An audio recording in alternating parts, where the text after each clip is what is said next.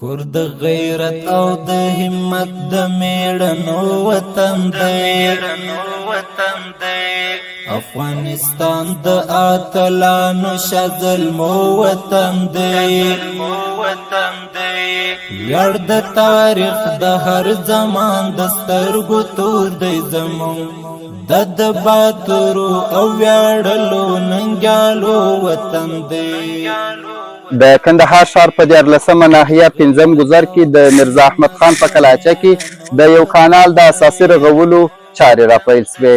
دغه کانال چې تقریبا 850 متره اوږدوالی د دیوالونو په شمول 4 متره بردوالی لري، اوس فعلا یې د رغولو چارې راپیل شوې او پاته کارونه به د 5 میاشتو په موده کې بشپړ شي. د یادونې وړ ده چې دغه کانال د میرزا احمد خان کلاچې د اخري برخې څخه شروع بیا د زابر تر غاړې پورې غځېدلی دی. تقریبا 850 متره اوږدوالی لري. په دغه رغنیزه پروژې کې هره ورځ 80 کسانو ته د کار کولو زمینه برابره شوې ده چې 10 کسان په مسلکي ډول او 80 کسان په غیر مسلکي ډول کار کوي. د دې مهم او اساسي کانال پر رغولو سره د همدې سیمې خلکو زیاته خوښي وښودل او د کندهار ښاروالۍ څخه یې ځانګړې مننه وکړل.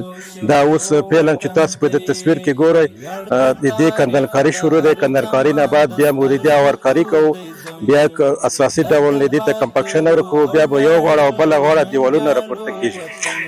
نه چې کوم د مابین هغې کې مو دا جاذبي کانال دی، د هغې مابین کې بیا تیږې ږدو چې تر څو هغه شي.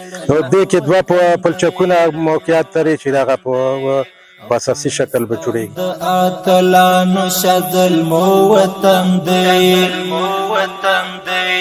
ویاړ د تاریخ د هر زمان د کې روزانه نه پیدا کېدل اوس فعلا په دغه کانال کې اخته یو چې هم روزانه دغه کېږي خو پیسې راکوي هم په دغه کانال کې موږ اخته یو. دا هم خپله سیمه ده، هم مو د کانال د پاکېدو دغه دی. دا ګرده غریبان خلک دي، ګرده پر کار اخته سوي دي، ډېر ښه کار مخته روان دی.